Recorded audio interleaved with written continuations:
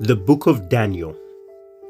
In the 3rd year of the reign of Jehoiakim, king of Judah, Nebuchadnezzar, king of Babylon, came to Jerusalem and besieged it.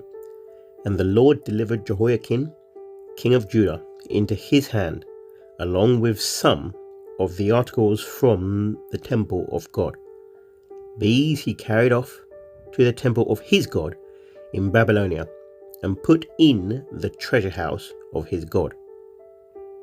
Then the king ordered Ashpenaz, chief of his court officials, to bring into the king's service some of the Israelites from the royal family and the nobility, young men without any physical defect, handsome, showing aptitude for every kind of learning, well informed, quick to understand, and qualified to serve in the king's palace.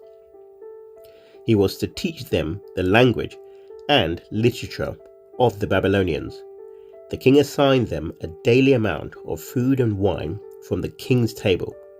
They were to be trained for 3 years, and after that they were to enter the king's service. Among those who were chosen were some from Judah: Daniel, Hananiah, Mishael, and Azariah. The chief official gave them new names. To Daniel, the name Belteshazzar; to Hananiah, Shadrach; to Mishael, Meshach; and to Azariah, Abednego. But Daniel resolved not to defile himself with the royal food and wine, and he asked the chief official for permission not to defile himself in this way. Now God had caused the official to show favor and compassion to Daniel. But the official told Daniel, "I am afraid of my lord the king, who has assigned your food and drink. Why should he see you looking worse than the other young men of your age? The king would then have my head because of you." Daniel then said to the guard whom the chief official had appointed over Daniel, Hananiah, Mishael, and Azariah, "Please test your servants for 10 days. Give us nothing but vegetables to eat and water to drink. Then compare our appearance with that of the young men who eat the royal food, and treat your servants in accordance with what you see." So he agreed to this and tested them for 10 days. At the end of the 10 days, they looked healthier and better nourished than any of the young men who ate the royal food.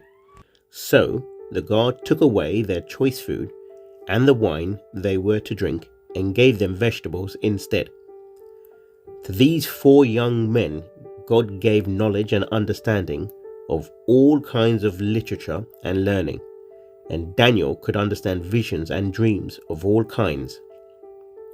At the end of the time set by the king to bring them into his service, the chief official presented them to Nebuchadnezzar. The king talked with them, and he found none equal to Daniel, Hananiah, Mishael, and Azariah. So they entered the king's service. In every matter of wisdom and understanding about which the king questioned them, he found them 10 times better than all the magicians and enchanters in his whole kingdom. And Daniel remained there until the 1st year of King Cyrus.